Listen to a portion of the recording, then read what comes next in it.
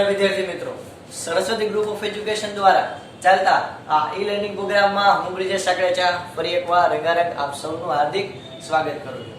આપણે ધોરણ 10 ની અંદર વિજ્ઞાન વિષયની અંદર કેમેસ્ટ્રી જે આપણું પોર્શન છે એમાં ચેપ્ટર નંબર 5 નો અભ્યાસ કરતા હતા કે જેનું નામ છે તત્વોમાં આવર્તનીય વર્ગીકરણ, કે જેમાં આપણે આપણું જે આધુનિક આવર્ત કોષ્ટક આપણી સામે છે પિરિયોડિક ટેબલ, એક એનો ઇતિહાસ શું છે, આપણે શું કામ એની જરૂર પડી, આપણે એ બધો અભ્યાસ કરવાનો હતો જે આપણે ઓલરેડી ભણી ગયા. અને હવે આપણે ભણવાના છે આધુનિક આવર્ત કોષ્ટક.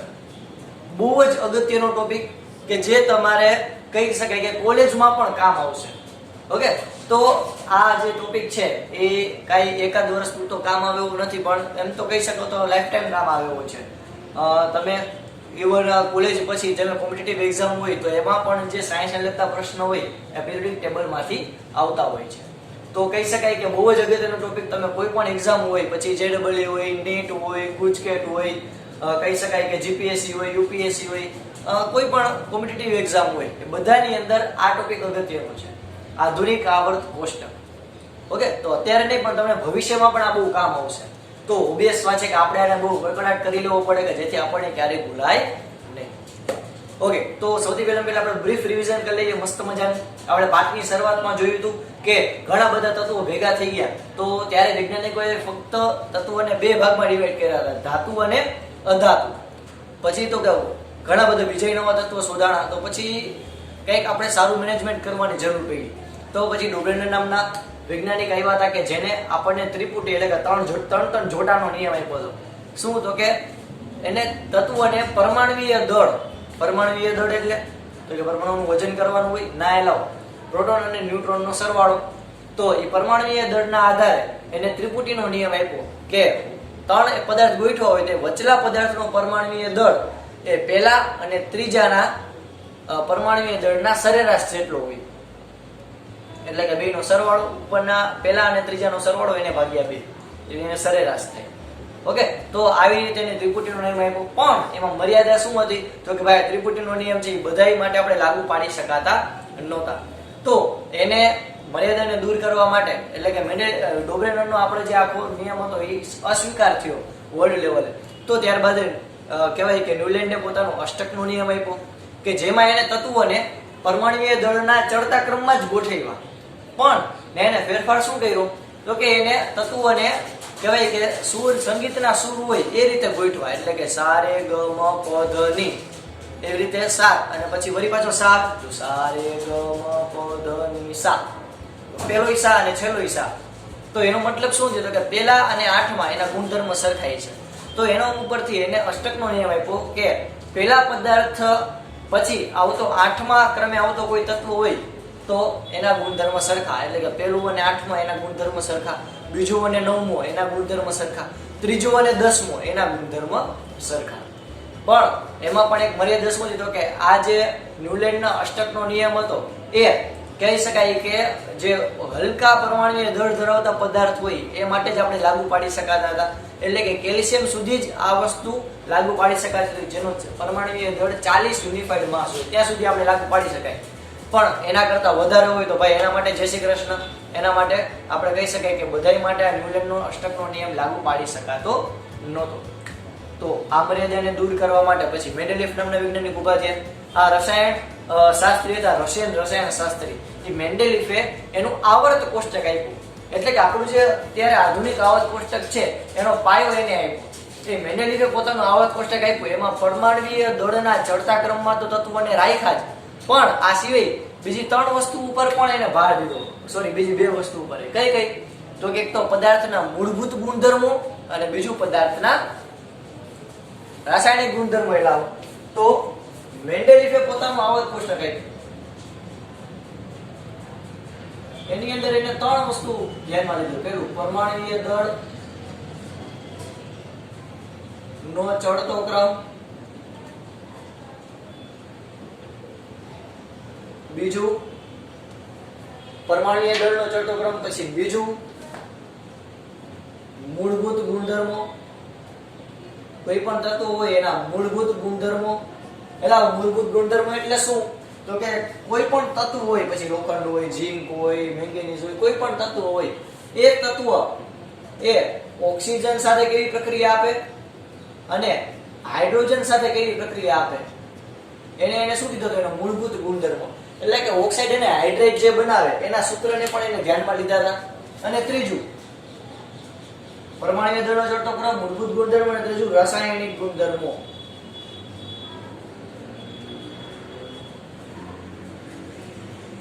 ઓકે, તો આ ત્રણ ગુણધર્મો ધ્યાનમાં રાખીને મેન્ડેલિફે ત્યારના જમાનામાં 63 તત્વો હતા. મેન્ડેલિફના જમાનામાં એ 63 તત્વોને બની શકે એટલા કહેવાય કે પ્રોપર ગોઠવી અને મેન્ડેલિફે પોતાનું આવર્ત કોષ્ટક આપ્યું. કેવી રીતે આપ્યું? તો કે એને બધા તત્વોના એક કાર્ડ હોય, એમાં એક તત્વ હોય તેના આખા ગુણધર્મો, બીજા તત્વોના ગુણધર્મો, પછી સરખા ગુણધર્મ લાગતા હોય બધાની એક લાઈન કરી. ઓકે, એવી રીતે એને પોતાનું આવર્ત કોષ્ટક આપ્યું. એમાં એની આપણે 4 વિસંગતતા અથવા વિશેષતા જોઈ. શું?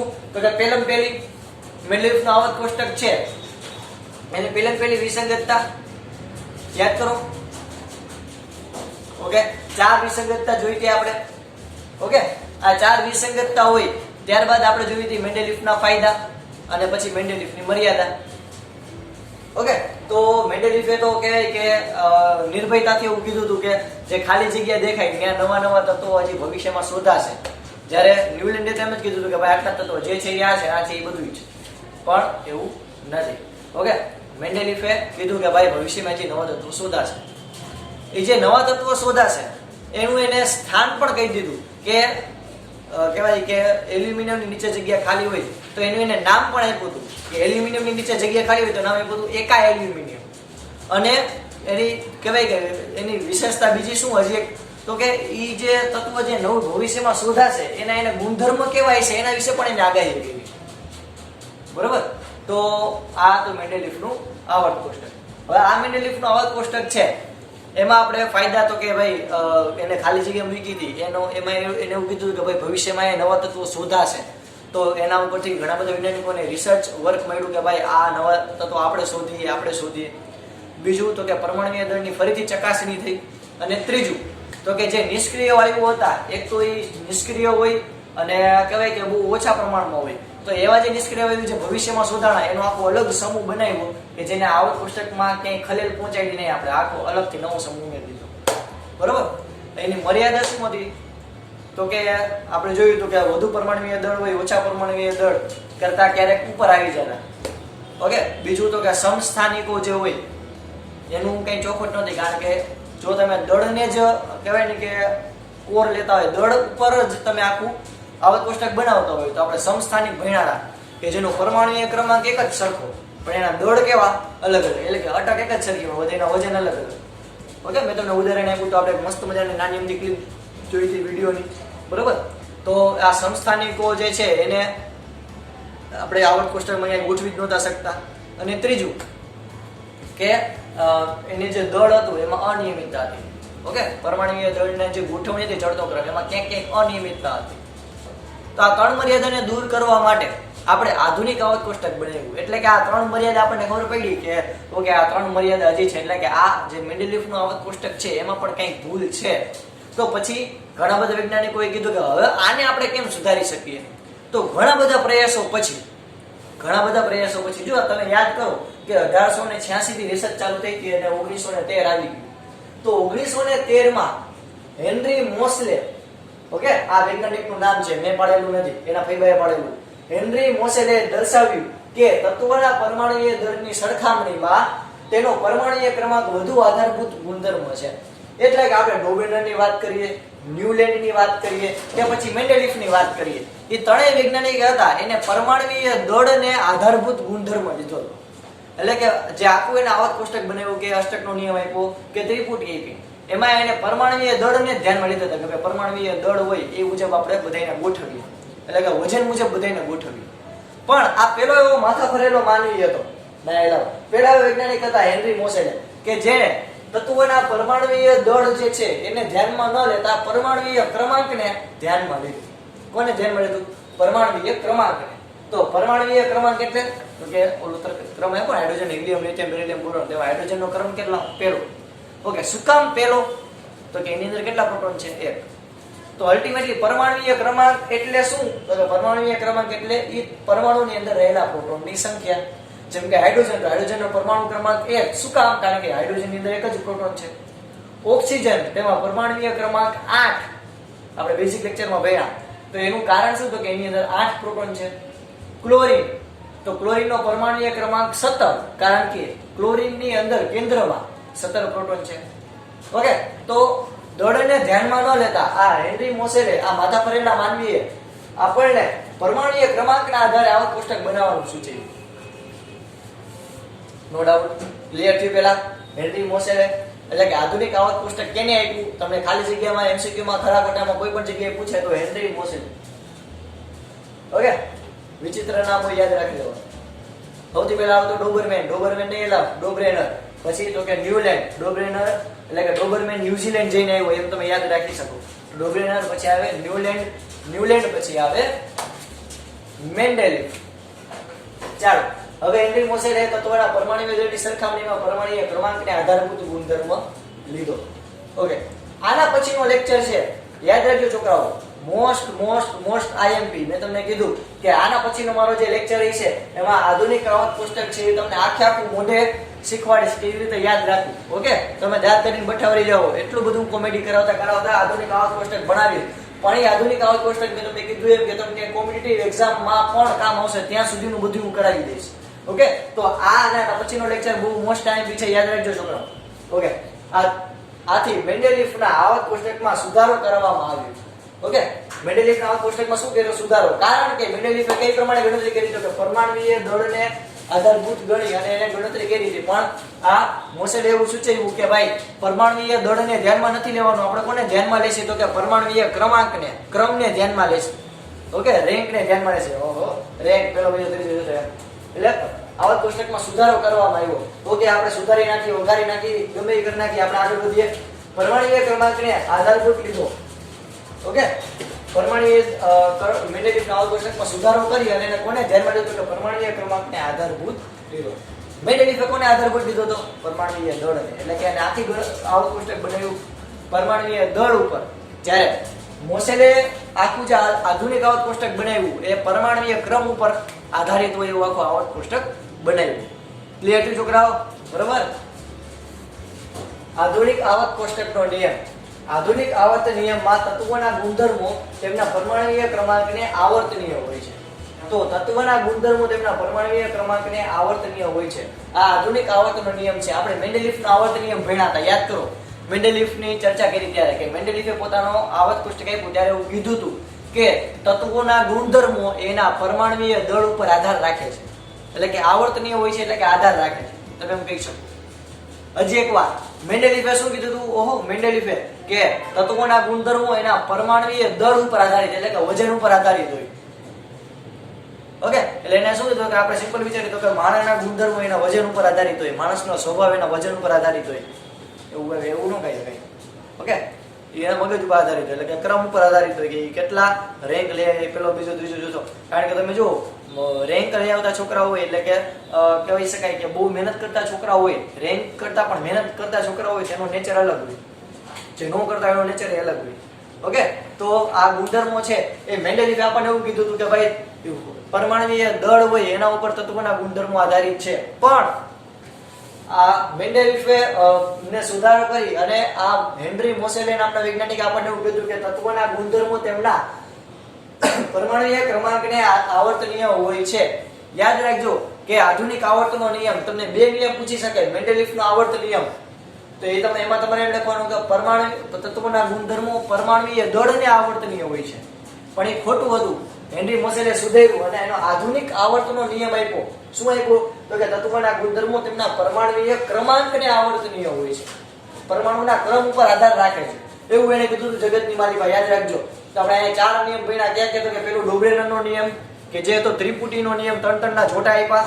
શું કીધું તો કે પેલો વચલા પદાર્થનું પરમાણુય દળ પેલા અને ત્રીજાના સરેરાશ જેટલું હોય. બીજો હતો કે અષ્ટકનો નિયમ, એટલે કે પેલા પછી આવતું 8મા ક્રમે આવતું તત્વ એના બેના ગુણધર્મ કેવા હોય? સરખા. એટલે કે પેલું અને 8મું એના ગુણધર્મ સરખા, બીજું અને 9મું એના ગુણધર્મ સરખા, ત્રીજું અને 10મું એના ગુણધર્મ સરખા. ત્રીજું તો કે આપણે ભણ્યા હતા મેન્ડેલિફનો આવર્તન નિયમ. મેન્ડેલિફના આવર્તન નિયમમાં શું કીધું તો કે ભાઈ મેન્ડેલિફે એવું કીધું કે તત્વોના ગુણધર્મો એના પરમાણુય દળને આવર્તનીય હોય છે. ત્યારે ચોથું જગતની માલિકા આવ્યું વહરી આઇટમ હેનરી મોસેડે કે જેણે આપણને એવું કીધું કે તત્વોના ગુણધર્મો તેમના પરમાણુય ક્રમાંકને આધારિત હોય છે. હવે ખબર પડી તત્વોના ગુણધર્મો એના પરમાણુય ક્રમાંકને આવર્તનીય હોય છે. આવડી જે આવર્તન નિયમ એ હું ધારી લઉં છું. કોઈ પણ તત્વોનો પરમાણુય ક્રમાંક એટલે તે પરમાણુમાં રહેલ પ્રોટોનની સંખ્યા. આવડી જાય. મેં તમને ઉદાહરણ તરીકે પણ કીધું કે નાઇટ્રોજન, તો નાઇટ્રોજનનો પરમાણુ ક્રમાંક કેટલો? યાદ કરો, તમે યાદ કરો અને મને કહો. Very good, 7. તો એનો મતલબ શું? તો કે નાઇટ્રોજન હશે એની અંદર કેટલા પ્રોટોન હશે? તો કે 7.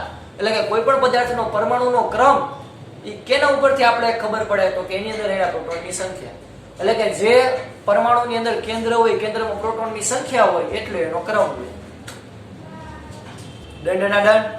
ઓકે.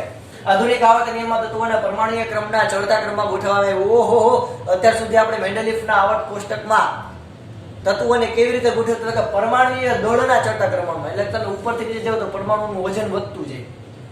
જ્યારે આયા તમે ઉપરથી નીચે જાઓ સમૂહમાં તો પરમાણુનો ક્રમ વધતો જાય. ઓકે. તો આધુનિક આવર્ત કોષ્ટકમાં તત્વોના પરમાણુય ક્રમાંકના ચડતા ક્રમમાં ગોઠવવામાં આવ્યા. યાદ રાખજો છોકરાઓ કે પરમાણુય ક્રમાંકને ચડતા ક્રમમાં ગોઠવવામાં આવ્યા જેથી તેના ગુણધર્મોની આગાહી ચોકસાઈપૂર્વક થઈ શકે. આધુનિક આવર્ત કોષ્ટકમાં મેન્ડેલિફ આવર્ત કોષ્ટકની ત્રણેય મર્યાદામાં શું કરવામાં આવ્યો? સુધારો. 1, 2 અને 3 ત્રણ મર્યાદા યાદ કરો. કઈ તો કે યાદ છે યાર. પેલું હાઇડ્રોજનનું સ્થાન નક્કી નહોતી કરી શકાતું કે આલ્કલી તત્વ છે કે હેલોજન તત્વ છે. પહેલી મેન્ડેલિફની મર્યાદા યાદ કરો. હાઇડ્રોજન નક્કી નથી કરી શકાતો, એની પાસે બે શક્તિ, આલ્કલી ધાતુની શક્તિ છે અને હેલોજન તત્વની પણ શક્તિ છે જે આપણે ડિટેલમાં ભણ્યા. બીજું આપણે એવું ભણ્યા કે મેન્ડેલિફના સમસ્થાનિકોનું સ્થાન નક્કી નહોતું કરી શકાતું કારણ કે એક જ પરમાણુ ક્રમાંક કોઈ પણ દળ અલગ અલગ હોય તો એમાં લોચો થતો હતો. ત્રીજું યાદ કરો. Very good. યાદ કરો. ત્રીજું પરમાણુય દળ હોય. Very good. એના કહેવાય કે દળમાં અનિયમિતતા જોવા મળતી હતી. એટલે કે ઉપરથી નીચે જાઓ તો પરમાણુનું કહેવાય કે દળ વધવું જોઈએ પણ ક્યારેક ઘટતું પડતું એટલે અનિયમિતતા જોવા મળતી હતી. તો આ ત્રણેય મર્યાદાને શું કરી? દૂર કરવામાં આવી આ આધુનિક આવર્ત કોષ્ટકમાં. બધા સમસ્થાનિકોને એક જ સ્થાન પર રાખવામાં આવ્યા કારણ કે આપણે આજે આખું આધુનિક આવર્ત કોષ્ટક બનાવ્યું એમાં પરમાણુ ક્રમાંકને ધ્યાનમાં લઈ અને આપણે ગણતરી કરી હતી. તો પરમાણુ ક્રમાંક હોય સમસ્થાનિકનો કેવો હોય? એક જ હોય. જેમ કે આપણે જોયું હતું કે હાઇડ્રોજન હોય લાસ્ટ લેક્ચરમાં. તો હાઇડ્રોજનનો જો તમારી પાસે બુક હશે બનાવવાના કરો કાંઈક તો કરો, એટલે કાંઈક તો તસદી લ્યો, કાંઈક તો મહેનત કરો. તો હાઇડ્રોજન હોય તો હાઇડ્રોજનના 3 સમસ્થાનિક હોય, પહેલો, બીજો અને ત્રીજો. એટલે કે ત્રણેયની અંદર પરમાણુ ક્રમાંક કેટલો? એક જ. પણ એની અંદરના દળ કેવા અલગ અલગ? એકનો દળ 1 હતું, એકનું દળ 2 હતું, એકનું દળ 3 હતું. યાદ છે? પણ એમાં પરમાણુ ક્રમાંક બધાનો કેવો હતો? એક જ સરખો, એક જ હતો. તો એનો મતલબ એમ કે જેટલા પણ હાઇડ્રોજન છે સમસ્થાનિક 1 હોય, 5 હોય, 50 હોય એ બધાને એક જ જગ્યાએ ગોઠવવાના. કારણ કે આપણે આખું આધુનિક આવર્ત કોષ્ટક પરમાણુ ક્રમાંકને ધ્યાનમાં લઈને કર્યું છે. જ્યારે મેન્ડેલિફના આવર્ત કોષ્ટકમાં લોચો થતો કારણ કે એને દળને ધ્યાનમાં લીધું. ઓકે. ચાલ. આધુનિક આવર્ત કોષ્ટકમાં એક જ સમૂહમાં રહેલા તત્વોની બાહ્ય કક્ષામાં રહેલા ઇલેક્ટ્રોનની સંખ્યા સરખી. એટલે કે તમે જો જગતની માલિકા કે આ આખું જે સમૂહ ધ્યાનમાં લેશો તો સમૂહમાં ઉપરથી નીચે જાશો તો એમાં પણ બાહ્ય કક્ષામાં રહેલા ઇલેક્ટ્રોનની સંખ્યા કેવી છે? એક જ. જેમ કે જો આ પહેલો સમૂહ છે તો આ પહેલા સમૂહમાં જે બધા તત્વો છે સોડિયમ, પોટેશિયમ, રૂબિડિયમ, સિલિયમ અને ફ્રાન્સિયમ, તો એ બધાની અંદર બાહ્ય કક્ષામાં કેટલા ઇલેક્ટ્રોન હશે? એક જ. ઓકે. બીજું જે છે સમૂહ તો બીજો સમૂહ છે તે બાહ્ય કક્ષામાં કેટલા ઇલેક્ટ્રોન હશે? 2. ઓકે. તો એક જ સમૂહમાં રહેલા તત્વો હોય તેની બાહ્ય કક્ષામાં રહેલા ઇલેક્ટ્રોનની સંખ્યા સરખી. આધુનિક આવર્ત કોષ્ટક સમજાવો એમ કે તો આટલું બધું લખવાનું રહે. ઓકે. બીજી અગત્યની વાત તો કે ઊભા સ્તંભ હોય એને સમૂહ કહેવામાં આવે છે અને આખી હરોળ હોય આડી હરોળ હોય તો એ આડી હરોળને આવર્ત કહેવામાં આવે છે. ઓકે. ઊભા સ્તંભ હોય એની સંખ્યા છે 18. આધુનિક આવર્ત કોષ્ટકમાં જે ઊભા સ્તંભ છે એની સંખ્યા કેટલી છે? તો કે 18. અને જે આડી હરોળ છે, આડી લીટી છે એની સંખ્યા છે 7. તમને ભૂલાઈ ગયું હોય તો યાદ કરાવી લઉં કે મેન્ડેલિફ હોય તો મેન્ડેલિફનું આવર્ત કોષ્ટક હતું એમાં સમૂહની સંખ્યા હતી, યાદ હોય તો કે ફટાફટ 8. અને આવર્તની સંખ્યા હતી 6. ઓકે, મેન્ડેલિફનું જે આવર્ત કોષ્ટક હતું એમાં સમૂહની સંખ્યા હતી 8 અને આવર્તની સંખ્યા હતી 6. જ્યારે આધુનિક આવર્ત કોષ્ટક છે તેમાં સમૂહની સંખ્યા છે 18 અને આવર્તની સંખ્યા છે 7. ઓકે, પહેલા આટલું બેઝિક યાદ રાખજો. આવતો લેક્ચર હશે એમાં હું તમને આખું આધુનિક આવર્ત કોષ્ટક મોઢે યાદ રખાવીશ, એટલે કે મોઢે કેમ યાદ રાખવું બધું શીખવાડી દઈશ. અને આખું આધુનિક આવર્ત કોષ્ટક આપણે સમજી લઈશું તો અડધું કેમિસ્ટ્રી તો એમનેમ સોલ્વ થઈ ગયું. ક્લિયર? ઓકે, આ સુધી રાખીએ છીએ. બધું તમે તમારી બુકની અંદર રંગારંગ પેનથી લખી લેજો. આ સુધી રાખીએ. જય ભારત, જય હિન્દ લખી લેજો.